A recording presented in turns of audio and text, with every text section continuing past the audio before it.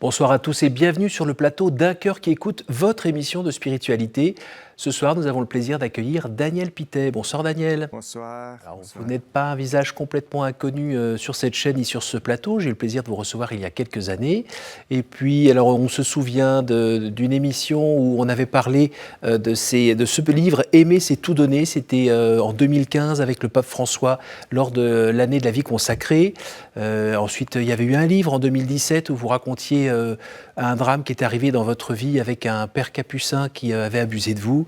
Et puis, on se souvient plus de rien. On est surtout maintenant en train de penser à la Petskreuz, qui est un nouveau projet de distribution d'une croix fabriquée en Terre Sainte.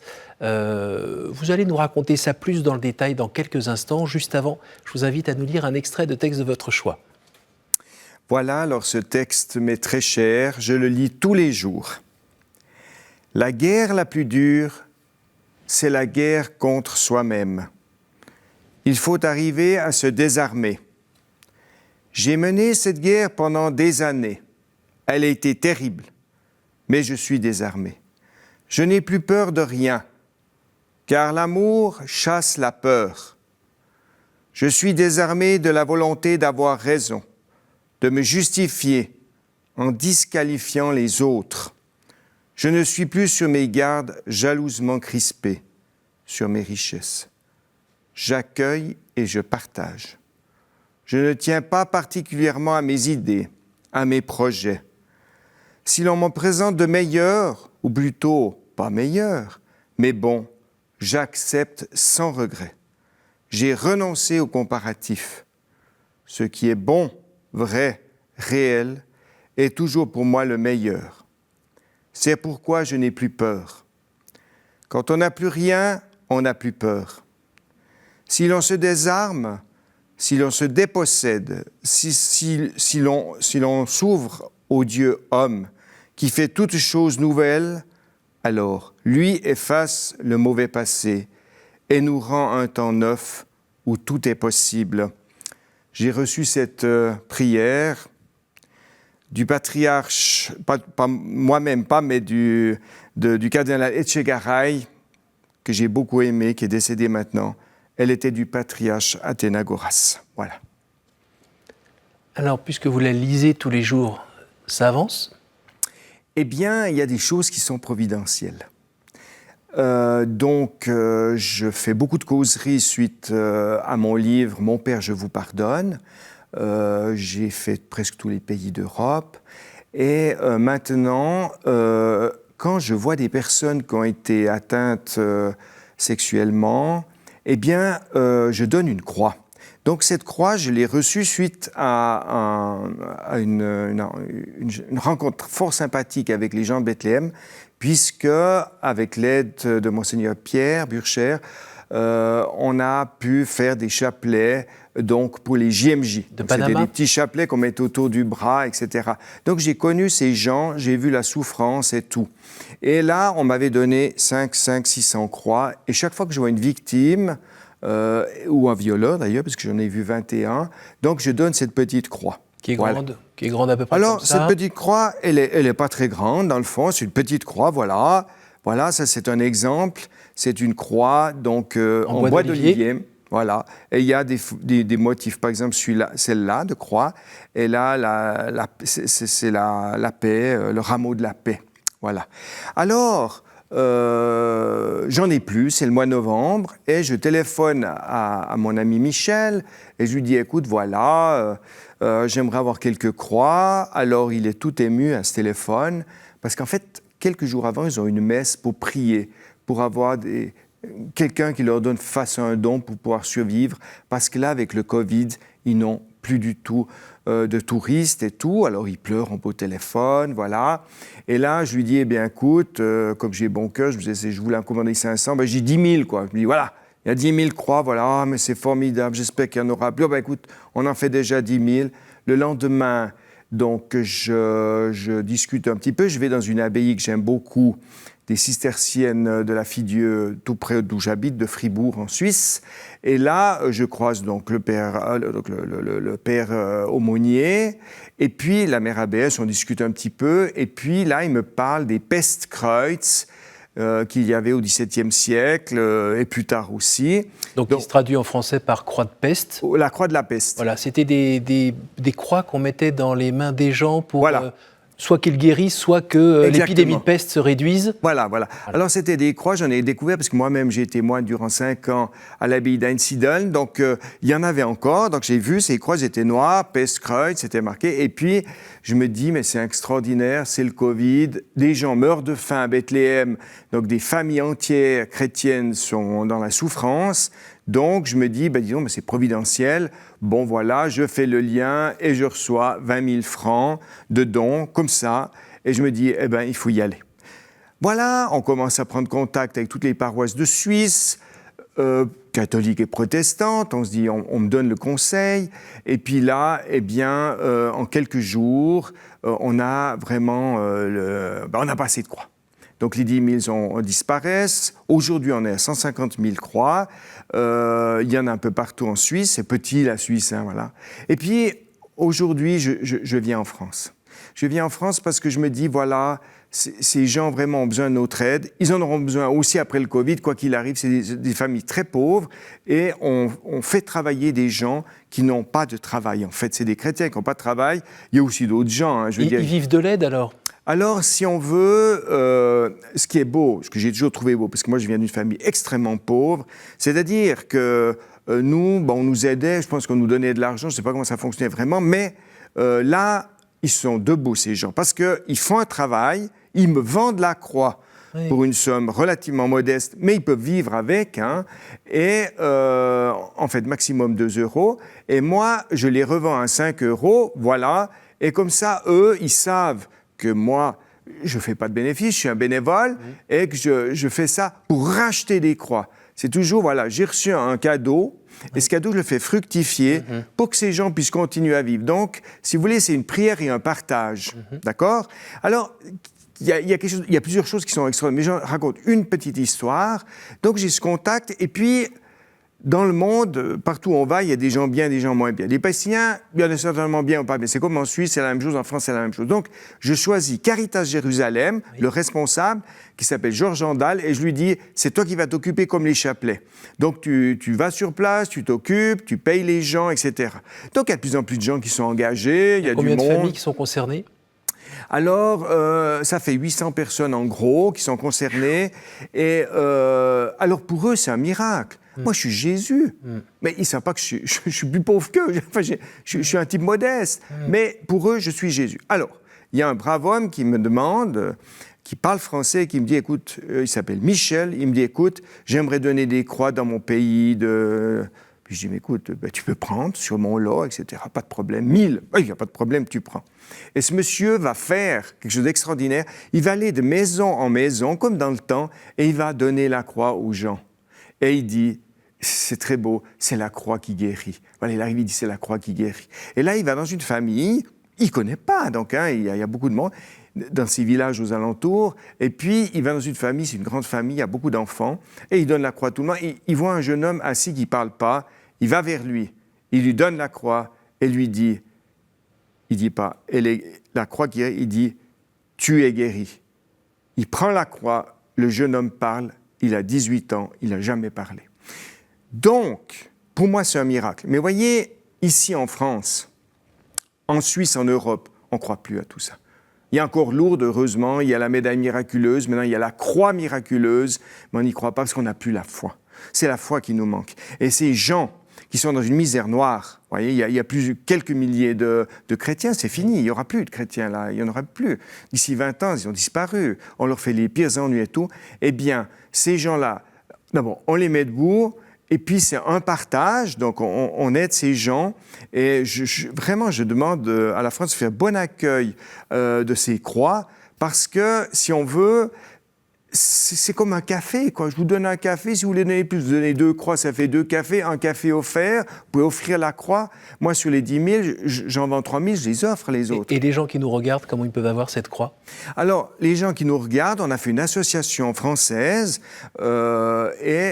cette association est une équipe qui va naître, puisque je suis une semaine ici, pour trouver la solution, pour que les croix puissent être données un peu partout. Il y a déjà la communauté Saint-Martin qui est connue en France qui en a donné. Maintenant, il y a d'autres communautés qui vont le faire. Et il y a un site internet qui va être donné, etc. Et il faut bien le dire, c'est vraiment, je dis pour ceux qui vraiment voudraient aider ces pauvres, c'est que c'est vraiment, on est bénévole et avec l'argent, on fera des croix.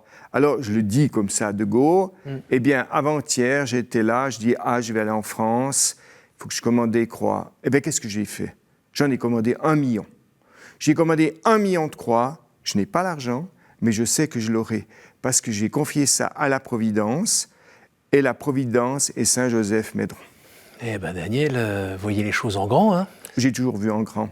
Mais enfin, il faut dire que, si vous voulez, pourquoi ça marche? C'est tout simple, parce que moi, je suis un enfant de la Providence. J'ai été élevé par les Sœurs de la Charité à Fribourg. Elles m'ont tout donné. Je n'avais rien, notre famille n'avait rien.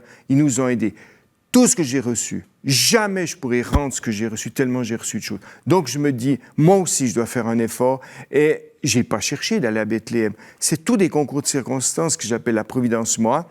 Et ces gens ont besoin de vous, ont besoin de la France, ils ont besoin des catholiques français pour survivre. Voyez, et moi, pour moi, c'est tellement évident. Et voilà, et en fait, je suis en lien avec le pape François. Et je me dis, quand il a fait la préface de mon livre, le pape François, il m'a pas... Il s'est tout donné? Et non, il y a eu 2 préfaces, mais la préface de mon livre, Mon Père, je vous pardonne, il a fait la préface, il m'avait dit, il ne faudra pas le dire, modestement, il ne faudra pas le dire. Quand c'est sorti, c'était un tremblement de terre. C'est un tremblement de terre pour l'Église catholique, on est d'accord. Le pape, il fait des encycliques, il ne s'amuse pas à faire des préfaces d'un type qui habite au fin fond d'un trou en Suisse. Mais il va le faire. Il va le faire parce qu'il sait très bien que ce livre, ça sera mondial, parce qu'il sait qui je suis, il sait que je suis bénévole, il sait que tout l'argent que je ferai, je le redonnerai plus loin, parce que c'est ma vie, j'ai toujours été comme ça, et je le resterai jusqu'à ma mort. Quand on rentre dans cette dimension, dans ce combat qui est un combat spirituel, mais un vrai combat temporel aussi, quand on mouille sa chemise pour dire, écoutez, moi je vous donne mon témoignage, enfant j'ai été abusé par un prêtre, et finalement il y en a beaucoup qui sont concernés, et qu'on commence à remuer un peu la fange, ça se passe sans doute pas très paisiblement, on a plein d'attaques, non? C'est clair, mais voyez, moi par exemple, je pense que mon livre, avec l'aide du pape, est devenu mondial, et il a permis à tout ce qui se passe en France aujourd'hui, parce que le livre c'est 2017, il a permis aux gens de se libérer, de libérer la parole. Et c'est ça l'important dans des histoires de viol, c'est pouvoir le dire. Parce que quand on le dit, on est déjà à moitié guéri, c'est-à-dire qu'on peut le partager avec des gens, comme moi j'ai dû le faire. Et puis si on a la chance de pardonner, on est un homme debout. On est debout et libre. Et ce que je suis aujourd'hui, je suis un homme debout et libre. Donc, si vous voulez... Je vois le pape la semaine prochaine. Je suis content d'être ici sur cette émission parce que d'abord, j'ai une grande estime pour KTO, pour sa directrice, Madame Philippine de Saint-Pierre. Elle a fait un immense travail aussi de ce côté-là. Vous avez fait votre film ensemble? On a fait un film ensemble et je pense que c'est le meilleur d'ailleurs de toutes les émissions que j'ai vécues. C'est vraiment, elle a fait quelque chose d'énorme et ça a permis aussi à l'Église de se dédouaner. Parce qu'en fait, toute cette problématique de viol et tout, mais c'est dans les familles, il ne faut pas rêver. En France, il y a 8 millions de personnes qui ont été violées. C'est un 10% au minimum de la population. Donc je me dis, tous ces gens, c'est clair que si on peut pardonner, c'est un grand cheminement. Ça c'est clair, moi je l'ai eu très jeune, bon Dieu m'a permis ça, je suis vraiment très heureux. C'est très difficile, mais le jour où la personne pardonne, elle est libre, elle peut parler comme moi, il n'y a plus de barrière. On est vraiment... je suis un homme heureux au service de Jésus et vraiment, je suis vraiment tout à fait heureux de pouvoir faire ce que je fais. Et qu'est-ce qui fait que vous n'êtes pas retourné après avoir été exposé comme ça, après avoir remué les choses qui apparemment donnent du fruit, puisque ça libère la parole, et s'il y a votre invitation que vous demandez aux gens d'essayer, avec la grâce de Dieu, de pardonner. Une fois que vous avez sorti votre message, Vous n'avez pas été tenté de retourner à Londres tranquillement chez vous? Vous avez une famille nombreuse. Oui. Et puis finalement, vous avez dû vous prendre 2-3 coups. Vous n'avez pas été tenté d'aller un peu au calme? Alors j'ai dit ça à mon évêque Charles Morero. J'ai dit, tu vois, je suis au Golgotha. Je suis là. J'ai été crucifié par l'Église, pas par les gens qui sont dehors de l'Église. Ils m'estiment, ces gens-là. Mais par l'Église, j'ai été crucifié. Qui a dit, tu nous fais du mal, en fait. Voilà, qu'est-ce que tu parles? Mais tais-toi! Tais-toi! Déjà, les églises ne sont pas très remplies. Si tu dis ça, ils vont encore plus partir. Oui, mais c'était tout le contraire, en fait. Parce que, vous voyez, l'Église, c'est une minorité qui a fait ces choses-là. La majorité, c'est des bons types comme moi, qui sont missionnaires, qui y croient. Alors, le jour où on n'est plus missionnaire, on n'y croit plus, eh bien, il faut changer de métier, il faut prendre autre chose, faire un autre boulot. Les prêtres, ils sont formidables. Moi, j'en ai connu des types extraordinaires, notamment le père Larieux qui était donc lazariste et c'est lui, au fond, qui m'a permis de m'ouvrir, les moines où j'étais, etc. Mais c'est vrai que l'Église m'a crucifié, ça c'est juste, mais c'est pas du tout grave, ça. C'est pas grave parce que Jésus m'a permis, la Vierge Marie, m'a permis de tenir très facilement. J'ai pu toujours rester debout grâce aux gens qui m'entourent, les bonnes gens. Même si vous n'êtes pas Superman, on est d'accord? Non, moi vous avez des fragilités comme tout le monde. Vous voyez, j'ai écrit sur mon bras à 60 ans, j'ai dit, écoute, il faut que j'écrive. J'ai marqué fragile, j'ai mis. Pourquoi? Parce qu'il ne faut pas que j'oublie que je suis un fragile. Parce que justement, j'aurais peut-être tendance à oublier. Et c'est pour ça que, en fait, avec tout ce que j'ai vu sur toute cette problématique, je me suis dit, la croix, c'est moi. La croix. Sans la croix, il n'y a pas de résurrection. Il n'y a pas de résurrection. Donc, il n'y a pas Jésus. Donc, si vous voulez, cette croix, c'est pour ça qu'elle est miraculeuse. C'est pour ça que cette croix, elle fera le tour du monde. Mais moi, j'en peux rien. Je suis un pauvre type. Mais la croix, elle fera le tour du monde. Et vraiment, je ne peux pas le dire plus. Et Jésus qui dit « Prends ta croix et suis-moi », vous l'entendez comment? Alors, des fois, c'est assez dur, si vous voulez, de suivre Jésus. Parce que des fois, on ne comprend pas. On comprend. Pourquoi moi, on m'attaque? Moi, je ne comprends pas. Mais ce n'est pas grave. Est-ce que les apôtres, ils n'ont pas été attaqués? Les apôtres, là, ces 12, là, il n'y en a pas un qui tenait debout. Ils renient Jésus. Mais c'est incroyable, ça. Eh bien, c'est ça le ciment de l'Église. C'est dans cette pauvreté-là que Jésus nous attend. Et il m'a attendu dans cette pauvreté-là. Et si je n'avais pas vécu ce que j'ai vécu, eh bien, je ne sais pas ce que je suis. Donc, c'est vraiment important. Des fois, on a un vécu très dur. Moi, j'ai un vécu extrêmement dur. Et vous savez, le livre que j'ai sorti, Mon Père, je vous pardonne, mais il y en aura un autre d'enfants qui étaient placés dans 16 familles différentes, etc. et tout. Mais ça, j'en parle même pas. Je ne parle pas des douleurs profondes que j'ai vécues dans certaines choses. C'est pas grave. Ça m'a permis d'être aujourd'hui un homme qui se met au service humblement des chrétiens dans le monde. Et c'est cet accueil aussi qui m'a beaucoup touché du pape François quand on a fait Livre Aimer, c'est tout donné, où il était tellement ouvert, toujours sympathique, toujours prêt à nous donner un petit coup de main, à nous donner l'espoir. Parce que quand c'est des millions, c'est de l'espoir qu'il faut. Parce que moi je veux dire, celui qui donnera pour les croix, c'est très beau. C'est pas n'importe quoi.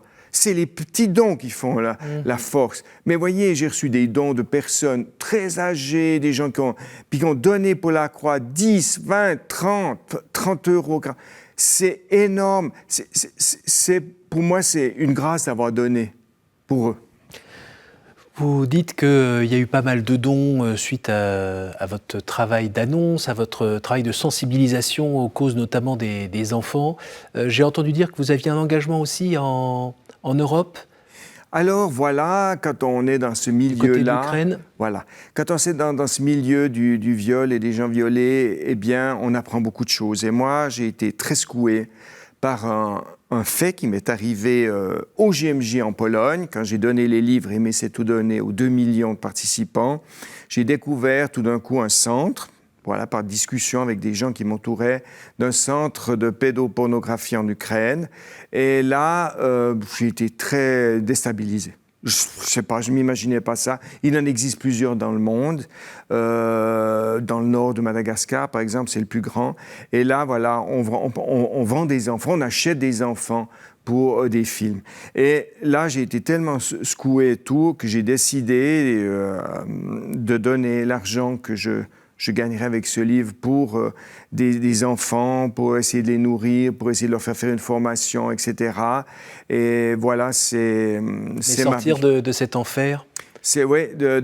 Alors, c'est clair que moi, par exemple, ça ne se voit pas, hein, mais j'ai une souffrance jusqu'à la mort. Hein, faut pas croire. J'ai des hauts et des bas. Mais seulement, je sais ça, je me connais.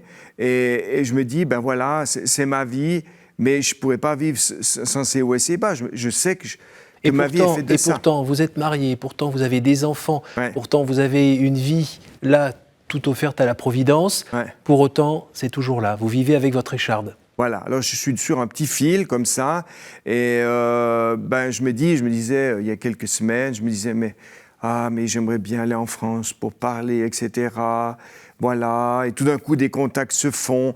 Les contacts que j'ai dans le monde entier, ce qui est formidable, c'est qu'ils savent que je m'appelle Daniel Pittet, ils savent que j'ai été violé. Quand on parle de la croix, il y a un sens, c'est un sens pour eux, même s'ils ne sont pas croyants. J'ai eu des articles fantastiques de toutes sortes de médias qui n'ont rien à voir, des médias laïques. Ils ont parlé de Macron en Suisse, vous pouvez aller voir le site, c'est merveilleux. Je trouve que... Mais comment vous faites avec toute cette lumière qui tout d'un coup s'est orientée sur vous? Parce qu'il ne faut pas oublier qu'au départ, vous travailliez tranquillement dans une bibliothèque du côté de Fribourg, Ouais. hein, vous étiez employé par l'État, Ouais.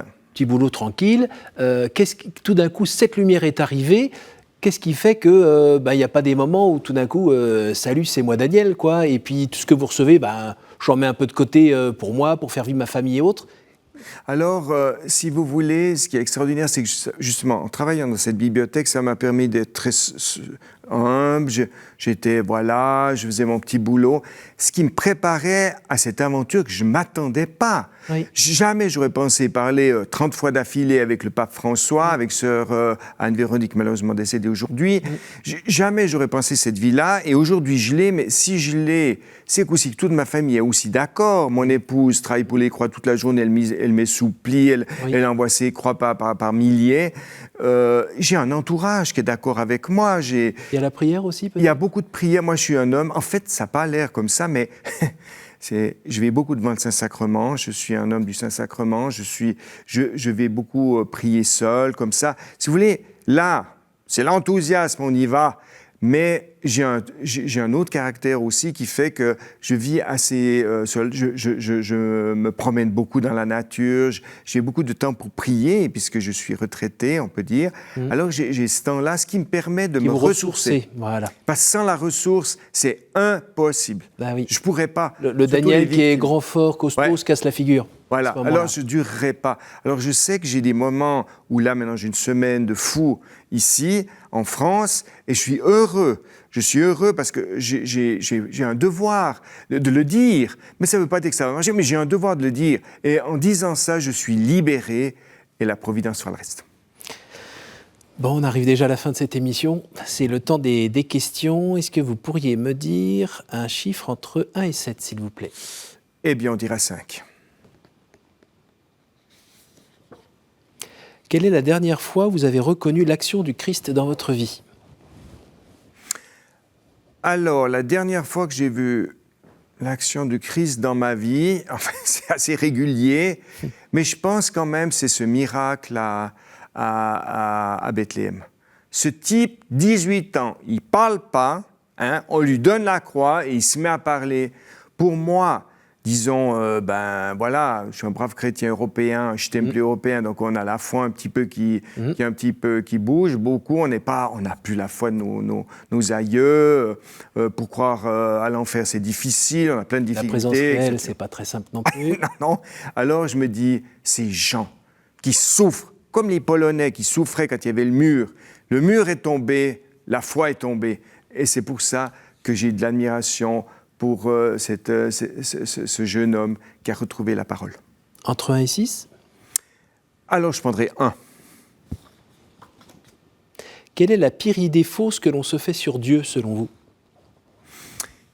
Moi, je pense que la pire idée, c'est que Dieu, il juge. Vous voyez, il y a des gens, des prêtres d'ailleurs, qui sont un peu psychorigiques sur les bords, et puis ils font des sermons où ils tapent sur les personnes qui n'ont pas le droit de communier, ceux qui sont ci, ceux qui sont ça. Mais Jésus, c'est pas ça du tout. Ils n'ont pas compris. Jésus s'occupe des pauvres comme il s'occupe de moi.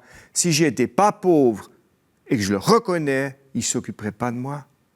Donc, je veux dire, Jésus, il est à notre service, il est content. Et moi, je porte cette croix, j'ai la croix, maintenant je l'ai dans la poche, j'ai toujours avec moi. Et quand j'ai un problème, j'ai un souci, je la sors. Et je dis, ah, moi, Jésus, attends, je voulais dire quelque chose. Et je lui parle, je lui dis, Jésus, cette personne qui s'est suicidée, je prie pour elle.